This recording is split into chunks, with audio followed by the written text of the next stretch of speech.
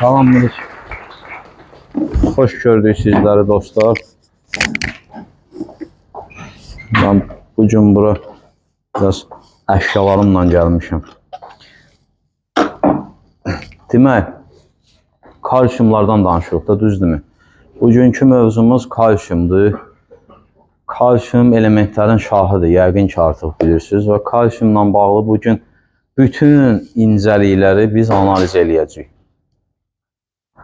Bir dənə, belə deyək də, yüngülvarı haşiyə çıxaq ki, başa düşməyinə hamımız prosesi başa düşməliyik. Amma durub, yəni bu proses üzərindən hamımız canlı açıb reklam eləməliyik. Hamımız nəyisə çatdırmalıyıq. Bu vacib məsələ deyil. Yəni əsas hamımız dərk eləyək. Hər kabinetdə, hər komandada müəyyən insanlar var ki, onlar sağlamlıq bilgiləri biraz qabarıqdır. Digər insanlar var, onların marketinq bilgiləri qabarıqdır. Digərləri var, onların təlimçi bilgiləri qabarıqdır. Yəni hərə öz işinə görə formalaşır. Əsas həqiqəti hamımız bilək. Aydındırmı? Demək, kalsiyum. Orqanizmdə rolu nədir?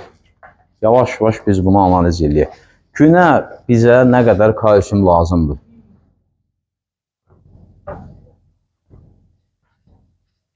Günə 1000 milliqram bizə kalsiyum lazımdır. Yaxşı, bu rəqəm hamı üçün mütləqdirmi? Arta bilər. Yəni arta bilər, azalmaz. Düzdürmü? Artacaq uşaqlarda, diş çıxardan uşaqda, məsələn, yaşlı adamlarda, hamiləlikdə, süd vermə dövründə, abituriyentdə, bəli, məsələn, yaşla əlaqədar sınıq, yeyilmə varsa, ümumiyyətlə rəqəm yuxarıdır. Bu minimumdur. Yəni, minimum. Biz bunun qarşılığında nə qədər alırıq?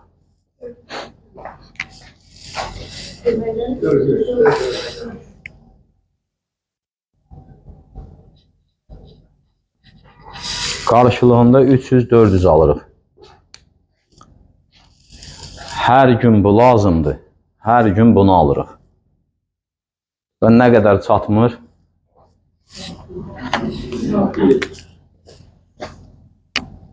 600-700 çatışmır. Bu çatışmayan rəqəmdir. Orqanizm bunu hardan götürür? Sümükdən. Qalxana bənzər ətraf vəzi var, 4 dənədir. Onun 2 hormonu var, kalsitonin. Həmən hormon artıq kalsiyumu sümüyə qovur. Bir də var parat hormon. Əskik olanda kalsiyum sümükdən qana qovur. Bu halda əskiklik var, düzdürmü? Və o aktivləşir, qovur qana sümükdən.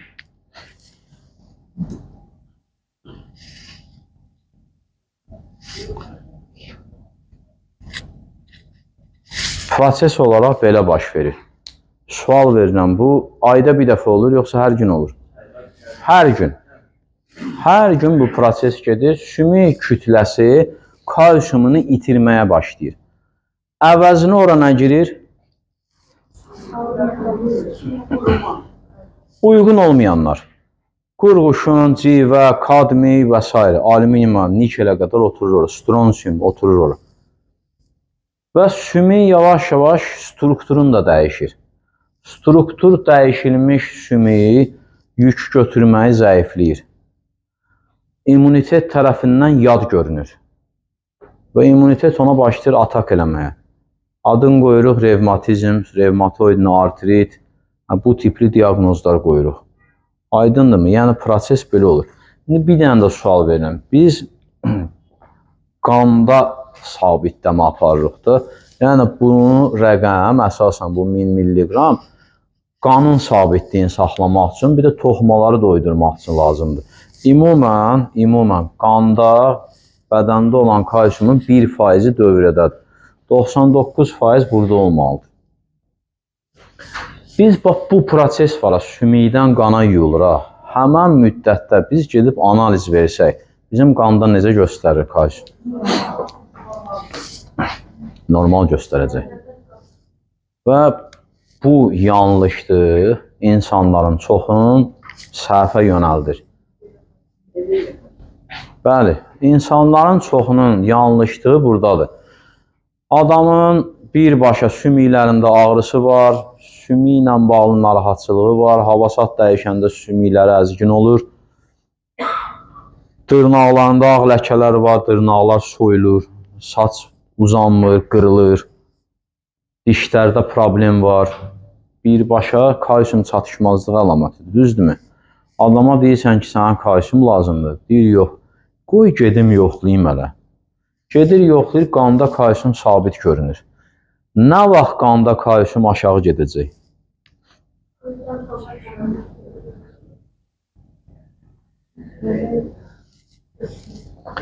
Sümük kütləsi 40-50% kalsiumunu itirəndən sonra 40-50% sümük kütləsi kalsiumunu itirəndən sonra qanda kalsium aşağı düşəcək.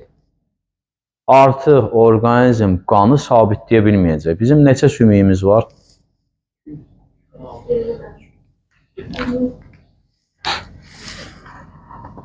206 sümüyümüz var. Bədən hamısından çəkir. Və bütün sümüklərin 40-50% bütün sümüklər kalsium kütləsini itirəndən sonra artıq qanda aşağı düşməyə başlayacaq. Amma bu rəqəm təhlükəlidir. Sümüklər 40-50% kalsium kütləsini itirəndə, bəli, uşaqlarda əyilmə olur. Uşaqlarda əyilmə gedir. Yaşlılarda spontan sınma olur. Qəfil ayaq burxulur, sınır. Qəfil elə bir ki, boşluğa gedir, sınır. Sınma. Burada artıq spontan sınma. Bu bir. İkincisi, qanda da sabitlənmir axı kalsium. Artıq qanda da rəqəmi ala bilmir bədən. Ürəkdə aritmiya başlayır. Sinirlər düz işləmir. Bağırsaqlar düz işləmir. Çünki bağırsağın da uzunluğu var da, biz danışmışdıq bunu. Qida traktının uzunluğu 4-6 metrə yaxındır. Onun divarı hamısı əzələdən ibarətdir. Əzələni hərəkət elətdirən kalsiumdur. Və bu rəqəm gəlib qanda artıq düşəndə, bağırsaqda problem yaranır, ürəkdə aritmiya yaranır, sinirlərin işləməsinə problem yaranır. Artıq bu vəziyyəti geri qaytarmaq çox çətin olur. Olduqca çətin olur. Təəssüf eləyirəm, yəni bu vəziyyətlə bir neçə adam görmüşəm, bu vəziyyət, qanda kalsiumun çox aşağı olmağını. Adam üçün ölümlə nəticələnib. Yəni, adamı çıxarda bilməyiblər oradan. Düzdür, həmən vaxtı, belə deyək, biz ona TNS tövsiyə eləmədik. Sadəcə eşitdim ki, belə bir şey var. Adam xəstəxanadadır, qandakı kalsiumunu qaldıra bilmirlər. Yeri gəlmişən ciddi laxtalanma problemləri olur orada. Yəni, ciddi laxtalanma problemləri olur. Adamı toparlaya bilmədilər. Və molekulyar kalsi həmən problemləri həll edə bilmir. Götürəsən, kalsi karbonat verəsən və digər bir şeyləri verəsən, niyə həll edə bilmir? Kalsi karbonat bu molekuldur. Adətən, əsasən aptek sistemində bu satılır. Apteki pisləmək niyyətim yoxdur. Aptek sistemində bu satılır və orqanizm bunu parçalamalıdır. Kalsiumunu hüceyrəyə salmaq üçün. Bu parçalanma prosesi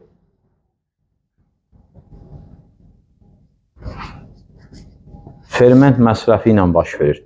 Ferment məsrəfi yazmayaq, iştiraki yazaq. Ferment iştiraki ilə baş verir. Plus orada katalizatora qədər iş gedir. Fermentlər yaranır əsasən vitamin, minerallardan.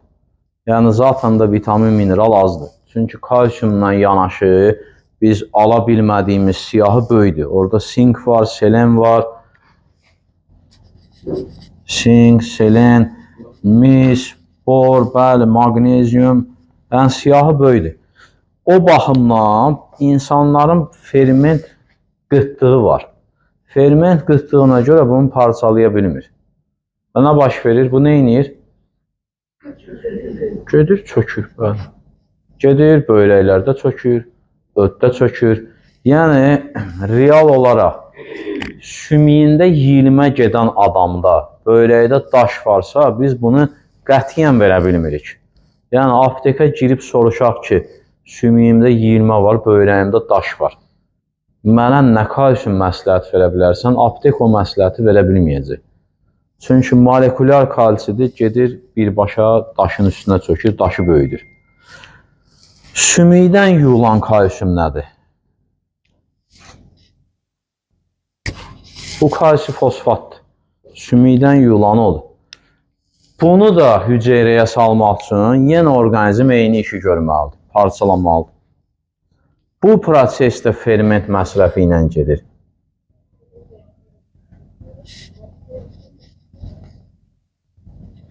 Ferment iştirakı ilə gedir. Mövzunu tuta bilirsiniz də. Sümükdən yuyulan da molekulyardır. Orqanizm onu da yerbəyer eləyə bilmir. Çünki digər çatışmazlıqlar var. Onun hesabına sümükdən yuyulan o da gedir çöküntü. Mahmıza qədər əmələ gətirir. Daban mahmızı var. O budur. Gedir çökür. Tikan kimi batır. Rentgendə ya girirlər, məsələn, osteofit yazılır. Osteofitlər. Məsələn, osteoxondrozdur burada. Üstünə də osteofit çökür. Osteofit nəyə bənzəyir? Kalsium çöküntüləridir. Necə dənizdə suyun altında şüşə qalar, ya bir hamar şimal daş qalar. Onun üstünə biraz sonra tin-tin çöküntü olur. Əlivə də götürürsən, deyir, batır adamın əlinə. Eyni olaraq bu molekulyar kalsiylər gedir, oturur, çökür oynağın üstünə. Diz oynağının üstünə çökə bilər. Sonra zobda problem varsa, mineral çatışmazlığından vəzinin də strukturu dəyişir. İmmunitet orada iltihab yaranır, yaradır. İltihab sağlanandan sonra çapıq olur, çapığın üstünə gedir, çökür bunlar. Adi prostatda çapıq var. Prostatda soyuqlama və çapıq budur. İndi sual verirəm, prostatda çapıq varsa, problem varsa, ona sinklə həll eləmək olar. Mümkün olmaz. Ümumiyyətlə, Ümumdünya Səhiyyə Təşkilatı bir dənə demək kalsiumla bağlı 147 yarana biləcək xəstəliyi sadalayır. Çox ciddi rəqəmdir bu. Təbii ki, orada tək kalsium yox, digər maddələrin də rolu var. Amma mexanizm olaraq bu baş verir. Gündəlik biz bunu almalıyıq, ala bilmirik. Bunu sümükdən yuyuruq, sümükdən yuyulan da düz səmtə getmir. Təbii ki, bir qismi gedir, parçalana bilir, nə fermentimiz varsa parçalanır. Amma bunun məsələn bir 500-ü, 400-ü parçalanmır. Gedib hüceyrəyə çata bilmir, çöküntü olur.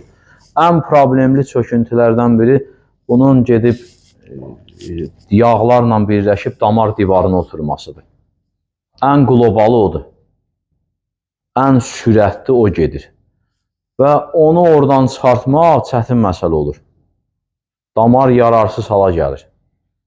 Aydındırmı? Və damarın içində əgər kalsium çöküntüləri varsa, yağlarla birləşmiş halda, burada da sual yaranır ki, bir dənə antilipid çayla, bir dənə xitazanla, xolikanla damar kirəzinə biz nə edərik? Bəlli məsələdir ki, bir şey eləyə bilmərik. Bizim işimiz, hədəfimiz budur. Bu çatışmazlığı vermək, bədənə kənardan vermək. Burada variant var bu aptekdən. Variant da var ki, optimal bir şey olsun ki, ta hüceyrə səviyyəsinə qədər gedib çatsın. TNS-in kalsiumunun fərqi bundadır. TNS kalsiumu elə hazırlanıb, kompleks şəklindədir.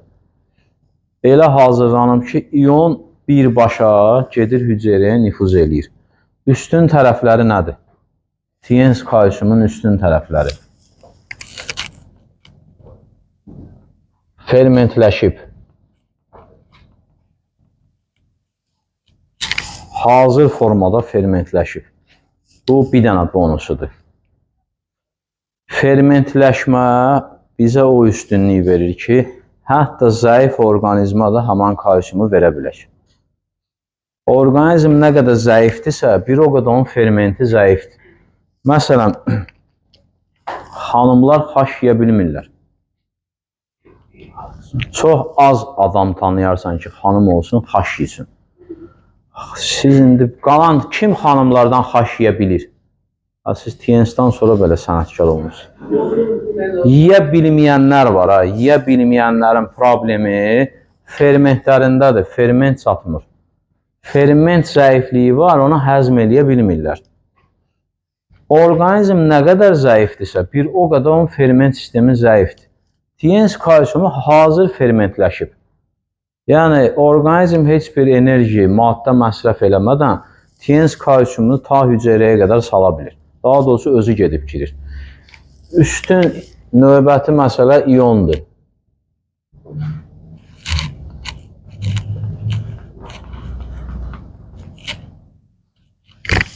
İyon halında zaten fermentləşibsə iyondur. Yəni deyirlər, bəzi əməkdaşlar çıxır iyonlaşmış kalsium. Onun iyonlaşma prosesi ilə fermentləşmənin hesabınadır. Yəni artıq parçalanıb da, parçalamaya ehtiyac yoxdur. Ən üstün məsələlərindən biri budur ki,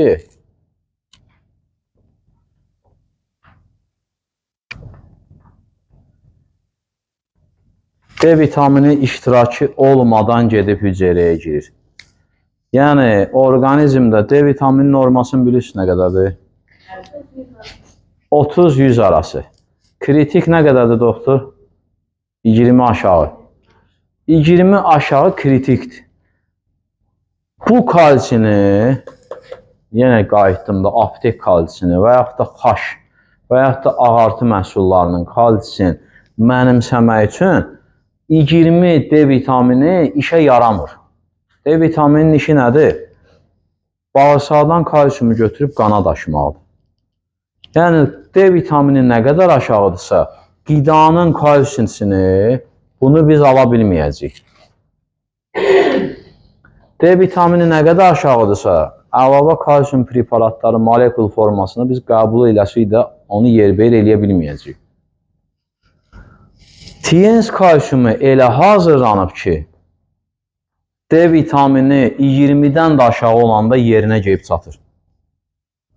Yeri gəlmişkən dünyada yeganə belə kalsiumdur. Yeganə belə kalsiumdur. Baxın, canlını belə şey üçün açmaq lazımdır. Ay iyonlaşıb, ay nə biləm, filfili olub, yox. Canlını onun üçün açmaq lazımdır ki, dünyada yeganə kalsiumdur ki, D vitamini aşağı həddə olanda da TNS kalsiumu gedib ünvana çatır. D vitamini böyründə qəbul eləmək lazım deyil. Buna baxmayaraq içində D vitamini də var. Yəni, olub bizdə uşaq gətiriblər 6 D vitamini ilə 6. Sümüklər rentgendə görünmür. Bozuntul görünür. Sümüyü rentgendə göstərən kalsiumdur. Yəni, rentgen şüasını əks edir kalsium, sümük görünür. Ağ, düm ağ. Nə qədər düm ağdırsa, bir o qədər kalsi çoxdur. Nə qədər bozdursa, lap tündləşirsə, kalsiumu azdır. Yəni, uşağın rentgendə sümükləri bozuntul idi. D vitamini 5 ya 6 belə bir şeydir. 3 ay günə 3 paket kalsiumla, 3-4, yəni belə verməklə, yəni, o D vitamini 3 aydan sonra 35-ə gəlib qalxdı. Aptekdən heç bir kalsi vermədik. Heç bir kalsium vermədən, ancaq TNS-in kalsilərindən günə 3-4, belə deyək də optimal 3 verirdilər, arada 4 dənə də verə bilirdilər. Plus 3 aydan sonra uşağın rentgendə sümükləri də görünməyə başladı. 3 paket nə qədər eləyir? Dozası. 1000-i keçir də aradası. 1200-dən biraz az eləyir. Plus da ki, onun tərkibində D vitamini qidadakında götürməyə imkan yaradır. Tərkibindəki minerallar qidanın da kalsiumun götürməyə imkan yaradır. Və onun hesabına yavaş-yavaş orqanizm toparlanır. Aydındırmı? Fərqi tuta bildiniz. D vitamini lazım deyil TNS kalsiumuna. Yəni, D vitamini olmadan da işə yarayır. Gəldi kalsiyaların öz növlərinə. Sizin üçün ən prioritet məsələ bunun hesabatını aparmaqdır. Yəni gündəliyi tapmaq, TNS əməkdaşının, daha doğrusu sağlamlıq konsultantının. Bütün TNS əməkdaşları müştəri ilə məşğul olmamalıdır. Yəni, müştəri ilə məşğul olan xüsusi bir qrup olur. Rusiyada var, müəllim yəqin bilər, sağlamlıq konsultantları. Hamı düşüb müştəri ilə işləyə bilmir də, bu alınası şey deyil. Yəni, belə deyək də, bir ayrıca bir qrup olur, sağlamlıq konsultantı. Məsələn, sizdə namizədlər var ona. İşi, gücünüz bunu tapmaqdır, dozanı tapmaq. Ortalama adamın gündəlik tələbatı nədir? Prioritet məsələ budur. Əks halda effekt almazsınız. Nə qədər TNS kalsiyum superdə olsa, siz effekt almazsınız. Bayaq ağsaqqalla danışdıq, bacı yıxılıb, çanaq sınıb. Artıq çanaq sınıbsa, yaşda var axı orada, düzdürmü? Neçə dediniz yaşı? 73, Allah ömür versin. 73 yaşa çanaq sınığı ilə siz gündəlik dozanı tapın hələ. Minimumun deyək də, maksimumun getməyək. Minimum 1500. Düzdürmü? Minimum 1500. Demək, yeməkdən alır bunu. 1500-dən çıxdıq 400-ü. 3 paket. 3 paket. İndi xanımdır. Plus yaşı var. Hansı kalsiyumla getməlidir TNS-dən? Uşaq kalsiyumu getməlidir. Orada bir dənə də metabolik qoşmaq olar. Məsələn, eləmək olar. Uşaq kalsiyumu, aydındırmı? Yəni, digəri, ümumi kalsiyum burada o qədər də onun işinə yarımır. Əsas orada uşaq. Aydındır, sizin işiniz bunu təhlil eləmək. Adamın gündəlik dozasının tələbatına uyğun olaraq. Problem varsa, problemi də nəzərə almalısınız. Problem nəzərə alıb doza hesablanmalıdır. Digərləri var, digər maddələr. Buna uyğunlaşır artıq. Aydındır mı? Əgər kişi olsaydı, çanaq sınığı ilə, artıq orada biz biraz başqa cür gedəcəkdik. Düzdürmü? Kişidirsə, metabolik kalsiyi, uşaq kalsiyi ilə sintez edilir, böyrünə də mütləq sink qoşuruq. Aydındır. Temperaturu varsa, artıq orada gedəcək, selen gedəcək, kardiseps gedəcək, bu bəlli məsələdir. Yəni, menunu düzəldəndə, təyinatı demirəm, amma sırf menü danışıram. Çünki bu bioloji aktiv qida əlavəsidir. Qida əlavəsi ilə biz resept düzəldə bilmərik. Biz ondan sırf menü düzəldə bilərik. Menunu düzəldərkən mütləq insanın fərdi yanaşılmalıdır. Uşaqdırsa, dişi çıxmırsa, beyin-daxili təzyiqi varsa, 3 yaşı var, dişi çıxmır, beyin-daxili təzyiqi var. Biz nə edirik burada? Doza, məhsulu hələ saxlayın. Dozanı tapın. 400 istifadesin yenə də 3 paket uşaq kaçını. Razısınız? Yanaşda 2 dənə beyin kaçını. 2 dənə beyin kapsulunda nə qədərdir kalsiyum? 60-dan aşağı 40. Glukozamində 40. Bunu net öz üçün qeyd edeyim. Beyin kapsulu glukozamin hərəsində 40-40'dır. Yəni, sümük probleminə glukozaminlə girişməyin mənası yoxdur. 40-la nə qədər verməliyik biz? Bir qutun bir günə.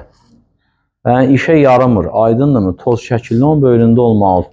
O baxımdan glukozaminə əlinə götürüb, məsələn, çıxıb cəmaata elan eləmək, bu sümük problemlərini həll edir, eləməyəcək.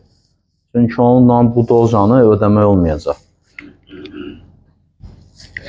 Metabolik kalsiydə nə qədərdir? 300. Uşaq kalsiyumunda 360, ümumi kalsiydə 400. Aydın oldu. Hesabatı da ona uyğun nizamlayır. Bəli, bir paketindən söhbət gedir. digər məhsullarda da kalsium var. Məsələn, spirulində də kalsium var. Onun heç orada nəzərə almaq lazım. O izit də, kalsiumun izi. Spirulinin kalsiumu ilə bunu həll eləmək olmayacaq. Bunun həlli yolu bir dənə toz şəkillilərlə. Vanilmək axırıncı dəfə yox, ondan da bir dəfə belə bil əvvəl, haradasa bir 10 neçə il bundan qabaq gələndə o dedi ki, mən uzun illərdə 20 ilə yaxın idi onda şirkətdə idi. Dedi, mən gələndən günə bir paket kalsiumu ən azından içirəm. Son vaxtlar 2 paketə qaldırmış. Adam 20 il dayanmadan kalsium içir. Yəni kalsium çoxluğu indiki zamanda yoxdur. Və bunun doldurulmağının yeganə yolu toz şəkillidir. Bəli, həmən vaxtı 56 yaşı var idi onun səhnəyə çıxanda. Heç zahirən ona 30 neçə vermək olardı da. Burada bizlərdən Mehman müəllimdən mən həmən təlimdə olmuşum. Rəhmətli Elvir müəllim də orada tərcüməçilərdən biri idi. 56 yaşında ikən adam elə görünürdü, elə bil 30 neçə yaşı var. 8 saat durmadan təlimlidir. 4 nəfər tərcümə əldən düşdük də. Dirsəkləndi, belə qaldı, belə qaldı. Yəni, əziyyət çəkdi. Adam amma belənçi qalırdı. Ya, beli nəyimirdi ya, sizə deyim. Üzü də mərmər kimi. Belin də əymək söhbəti yox idi. Bir dənə fasilə olurdu ortada, yarım saatdır. O fasilədə də çıxan kimi bir nəfərlə bir danışırdı, o biri nəfərlə bir danışırdı. 2 kişi xaylağı ilə danışırdı. Tərcüməçidən soruşdum, bu çıxan kimi də bir dincəlmir. Dedi, yox, birinci yoldaşın yığır, ardı ilə də şirkətin rəhbərin yığır, lidinyanı yığır. Ondan sonra otururdu. Oturanda da belə otururdu. Elə belə siz deyən. Yəni, adam bunu birbaşa o vaxtı hələ hədəfləyirdi. Yəni, nəticə almaq istəyiriksə, təbii ki, birinci özümüzdən. Yəni, birinci özümüzdən də biz özümüz şıx görünməsirik, neyniyə bilərik? Özümüz birinci gələk şıx görünək ki, insanlara da izah verəndə insan zaten bizə baxır da. Düzdürmü? İnsan bizə baxır və bizə uyğun olaraq qərar verir. Nə qədər də biz, məsələn, həqiqəti danışsaq, faktları gətirsək, bizim orada görünüşümüz rol oynayır. Ona görə birinci özümüz. Yaş məsələləri nəzərə alınmalıdır. Mən TNS əməkdaşları tanıyıram, yəni ad çəkmək istəmirəm. TNS-də illərlə ola-ola ürək damarlarında problem yaranır. Sırf bunu bilməməzliyindən. Yəni, bilmək lazımdır, tətbiq eləmək lazımdır balacadan böyüyə qədər. Yeganə dünyada kalsiumdur ki, hələ ki, analogu yoxdur. Çin Elmlər Akademiyası tərəfindən hazırlanıb qədim Tibet reseptləri əsasında.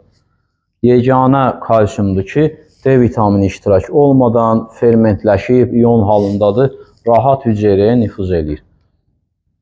Yəni, paradoksal vəziyyətlərdə başqa kalsium ümumiyyətlə işlətmək olmur. Bayaq dedim, körpədir məsələn, 3 yaşı var, danışmır, beyin daxili təzyiqi var. O deməkdir ki, əmgəyi bitişir onun.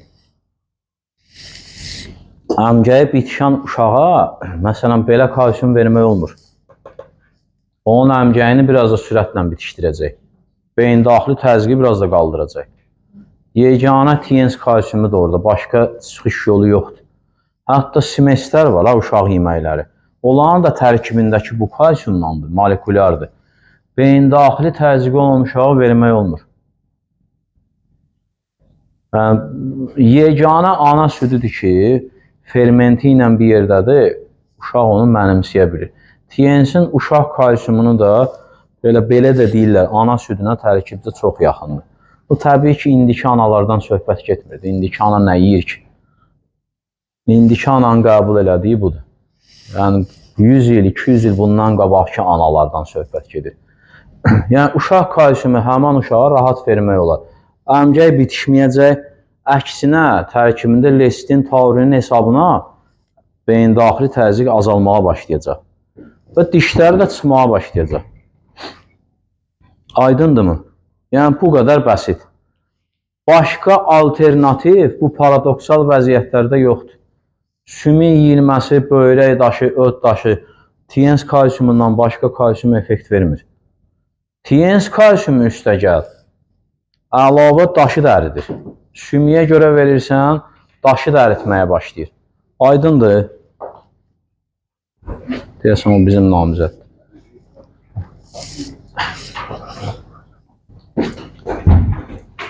Təhlil məsələsi bu sizlərin üzərindədir. Təhlili məsələ. İndi bir dənə sual verim. Bu durumu sizlərdən kim izah eləyə bilər? Söhbət burada indi bu dəqiqə izahdan getmir. Ümumən izah eləyə bilərsiniz. Əhsən, əla. Bunun üstündən bir neçə dəfə gedin. Xüsusən qandakı kalsium göstəricisi var. Adamlar çox vaxtı deyir ki, gedim qanda kalsiumu yoxlayım və həkimimlə məsləhətləşim. Qanda kalsiumu yoxlayırlar, qanda normal çıxır və kalsium qəbul eləməkdən imtina edirlər. Kalsiumun kritik vəziyyəti sümüklərdə yaranandan sonra qandakı göstərici aşağı düşür. Siz bunu insana izah eləməlisiniz. Yeri gəlmişə özümdən heç nə demirəm, amma ChatGPT-yə də sual verirsiniz, həmən şey deyir. Ki, qanda kalsium haçan aşağı göstərməyə başlayır. 40-50% sümük kütləsi kalsiumu itirəndən sonra qandakı göstərici aşağı düşür. Yəni 40-50%. O baxımdan qanda bir dənə kalsiumu yoxlamaqla nəticə almaq olmaz. Gərək D vitaminini də yoxlayasan, hətta sümük sıxlığını da yoxlamaq olur. Bilmirəm, bizim klinikalarda ola bilər hansısa klinika yoxlasın. Yəni o təzə bir metoddur. Sümük sıxlığını da yoxlamaq olur. Bir də ki, rengen. Ən yaxşı göstəricilərdən biri rengendir ki, rengende görürsən, sümüyün kalsiumu nə qədər çoxdursa, bir o qədər düm ağdır. Azaldıqca bozuntul rəng alır. Hətta bu yanaşmanı ikinci dərəcəli artrozda adamda görmüşəm. Adamda ikinci dərəcəli artrozdur. Demək, oynaq sıradan çıxır da. İkinci dərəcəli artroz bilirsiniz necə olur. Oynağın forması, belə deyək də, artıq bu bir-birini sümüklər tamamlamır. Sümüklər, bəli, kvadratlaşır, tinləşir. Forma yavaş-yavaş itməyə başlayır. Forma itəndən sonra sümüklər bir-birinin səthləri tamamlamır. Tamamlamadığına görə hərəkət vaxtı problemlər başlayır. Natamam hərəkət yaranır. Üstəgəl də yavaş-yavaş ağrılar olur. Plus bayaq dediyimiz kimi sümük kalsiumunu itirir. Yerinə ora stronsi, kadmi, quruluşun, civə otura-otura struktur dəyişir. İmmunitet dəyişilmiş struktura hücum eləyir. Əlavə orada iltihab yaradır. İltihabın hesabına biraz da hərəkət məhdudlaşır. Biraz da bunun forması dəyişir. Artıq keçir artroz 3. Artroz 2-dən keçir. 2 plus əməliyyatlıqdır. 2 plus əməliyyatlıqdır. Amma bizim işimiz nədir? Adama izah eləməkdir ki, abalam, sənin 206 sümüyün var. 206 dana sümüyün var. İkisi dağılıb. Əgər burada artroz 2-dirsə, digərlərində də artroz 1 var. Deyir, hə, boynumda da ağrı var. Hə, bu biri dizimdə yavaş-yavaş çıqqıldayır. Ona başa salmalısan ki, sən bu kalsini yeməlisən.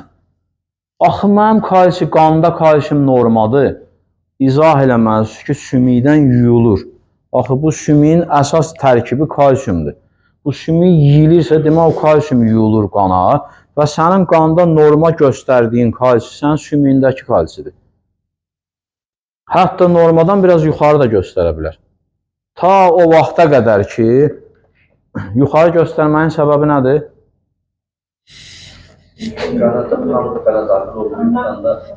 Molekulyar formadadır. Molekulyar formadadır, ferment çatışmazlığına görə tam hələ parçalanıb yerbeyer ola bilmir. Qanda biraz normadan cüzi 5-10% normadan yuxarı göstərir. Əksinə qanın qatılığını artırır. Bəli, qanın qatılığını artırır. Yay vaxtıdırsa, idman eləyirsə, tərləyirsə, qan 2 qatılaşır.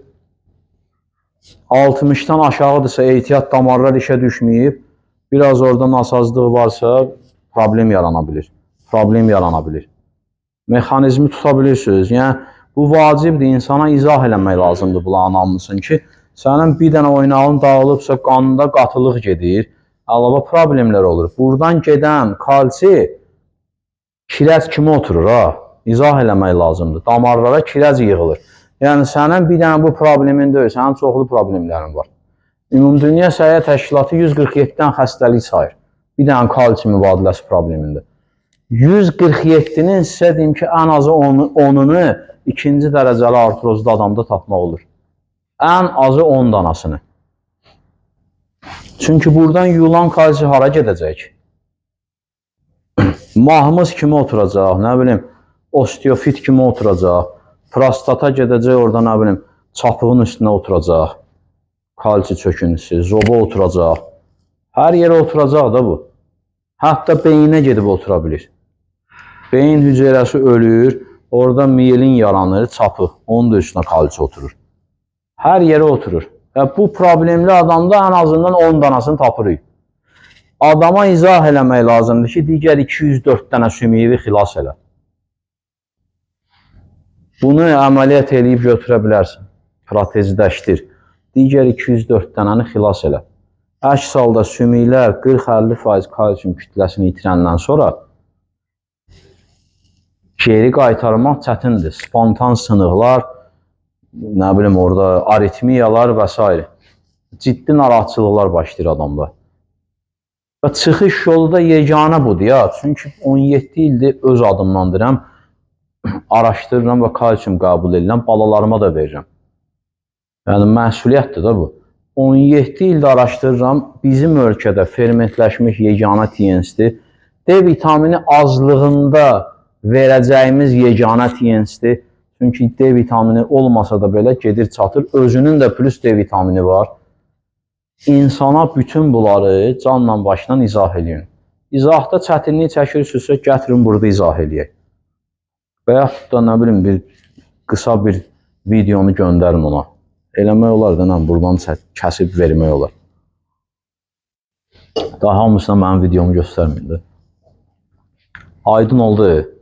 Təhlili sizdən. Mütləq buna fokuslanırsınız. Sutqalıq. Yeri gəlmişə, ikinci dərəcəli artrozda gündəlik doza nə qədərdir? Tələbatı. 1500. Ən azından 3 qutu. Yaxşı, belə deyək də, qadındır. Qadın. 3 uşağı olub. 3 uşağı böyüdüb. Çanaq oynağın, bu çanaq oynağında ikinci dərəcəli artroz. Təbii ki, digərlərində də nəsə var, hələ şikayətlənmir. Bir dənə gedib bu çanağı çəkib. İkinci dərəcəli artroz. Yüngül təzyiq problemi olur. Erkən klimaks olur. 3000'ə getməyin, çox elədir. Siz onun birinci gündəlik kalsium tələbatını tapır. 1500 minimumdur. 3 uşaq. 3 uşaq. 1500 erkən klimaks. 2000 civarı var burada. 2000 civarında, 1500-2000 arası. Erkən klimaksın səbəbləri. Erkən klimaksın səbəbləri. Kalsium, mineral, vitamin çatışmazlığı bir. İkincisi də gedib onun vəzilərin məsələn yoxlasa, vəzilərdə nanoplastiki də var. Potensial olaraq erkən klimaksdır. Adam Alzheimer'ə yönəmlidir, potensial. Çünki onun mineral qıtdığına görə beyin toxumasında da dəyişiklik olur. Yoxlamaya getsə orada da çapıq toxumaları tapılacaq. Elə bir ki, beyində də demyelinizasiya deyirlər ona. Glioz toxuma yaranır orada. O baxımdan təhlil eləyib verəcəyiz kalsium hansı olmalıdır? Metabolik, ikinci uşaq. Yəni siz həmən o minimum 1500'ü metaboliklə uşaq kalsiumdan yığırsınız. Metabolikin tərkibində vəzilərə lazım olan minerallardır, qabarıqdır. O deməkdir ki, vəzilər də yavaş-yavaş balanslaşacaq. Burada tək, məsələn, cinsi vəzilərdən danışmıram. Hipofisə qədər orada problem var. Erkən klimaks o demək deyil, bir dənə cinsi vəzilər sıradan çıxıb. Hipofisə qədər problem var orada. Metabolik kalsium lazımdır orada. Minimum bir paketi ondan verirsiniz. Qalanın uşaq kalsiumu vacibdir. Niyə? Tərkibində E vitamini var, bəzilərinə görə. Tərkibində doymamış yağlar var, tərkibində lestin, taurin var. Dəmir var, sinki də çoxdur. Onu verirsiniz. Kalsiumun böyründə nə verirsiniz? Kaç bölümde Xitazan niyə veririk? Nəyi təmizləyirik? Nəyi təmizləyirik? Nanoplastiki təmizləyirik xitazanla. Əhsən. İkinci dərəcəli artrozdur. Bədən buradan kalsini götürüb, kalsi, fosfor, maqnezini götürüb, dartırır, çəkir, çıxardır oradan. Yerinə başqa şeylər oturtdurur. Həmən o, belə deyək də, stronsidir, kadmidir, qurğuşundur, civədir, onu oradan dartıb çıxardan. Biz buna hədəflənməyək, belə deyək də, burada ikinci dərəcəlidir. Ola bilər 2+da belə həmən bərbad formada bərpa olsun. Forması əcaib qalsın, yəni oynaq, hərəkətliyin tam bərpa eləməz. Artıq orada təhlil edirsiniz, adama deyirsiniz ki, bu oynağın hərəkətliyi səni narahat edirsə, ged əməliyyata onu dəyiş. Əks halda elə həmən formada bərkəcək o. Xitazan oradan həmən maddələri çıxardır. Ardı ilə nə veririk? Uşaq kalsiumu ilə metabolikdə selen var. Verməyə bilərsiniz, verirsiniz daha yaxşıdır. Kardisepsdən üstün iş görə biləcəyi var. Xolikan. Seçimə qalsa orada xolikan getməlidir. Çünki xroniki proseslərdə resveratrol kardisepsdən bir pilli üstündür.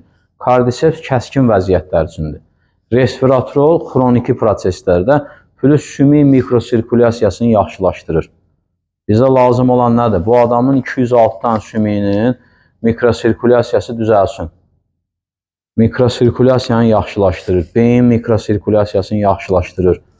Vəzlərin mikrosirkulyasiyasını yaxşılaşdırır. Xolikan o adama getməlidir. Xitazanın dozasını deyin. 4 dənə 2 sərkar. Günə 4 dənə yetərlidir. Xolikanın dozasını deyin. 2-3. Bayaq dedim təzyiqi də var. Baxın vəziyyətə.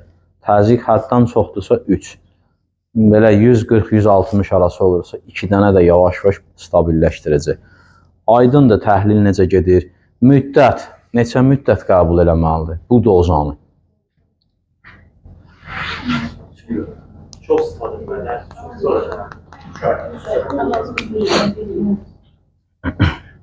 Daimi eləsin. Dostlar, qurğuşun sümükdən nə vaxta çıxır? 10-30 ilə. 10-30 ilə. Ardı ilə bu adamın illərlə kalsium çatışmazlığı olub. Siz bu adamı məlum məsələdir, dərhal adama desən ki, sən bunu bu qədər içməlisən, ən azından 6 ay gedib, sonra sümüklərə bir baxmaq lazımdır. Əvvəlki sümüyün şəkli ilə sümüyün kalsiumdan zənginliyinə baxmaq lazımdır. Sümüklər ağara-ağara, yavaş-yavaş siz eləyə bilərsiniz də subdozaya gətirəsiniz. Bir anlamı var mı şey? Sümük sıxlığını yoxlamaq olur. Rengen ən yaxşısıdır. Rengen ən yaxşısıdır. Sümük sıxlığı daha rahat göstərir. Sümük sıxlığı analizi. Amma deyim ki, ən üstünü subyektivdir. Sizə garantiya verirəm ki, adamın var, yuxularının tərkibi belə dəyişir. Yəni, kalsiumun bədəndə azlığı yuxuya qədər təsir eləyir. Adam, məsələn, anormal yuxular görür. Elə haradansa düşürsən yuxuda. Kalsium çatışmazlığı nəticəsində. Yata bilməyənlər var, qəbizlik olanlar var. Yəni, kalsium bədənə verə-verə adam subyektiv olaraq da hiss eləməyə başlayır. Və bir müddətdən sonra, məsələn, bizdə müştərilər var, 1 il plus qəbul edən müştəri var, subyektiv bilir ki, mənə günə hansından nə qədər lazımdır. Özümdən deyim ki, subyektiv bilirəm. ki mənə hansından lazımdır. Artıq verə-verə tutmuşam da, məsələn, nə lazımdır. Hansından necə içim ki, dozanı tuta bilim. İnsana dərhal bunları yükləmək olmaz. Açıq deyim də, hər adam o rəqəmləri, riyazi hesablamanı o dərəcədə bilməz. Hər adam özünü o qədər mükəmməl duymaz. İnsanlar var ki, özü özünə qarşı sayğılığı yoxdur, hiss eləyə bilmir özünü.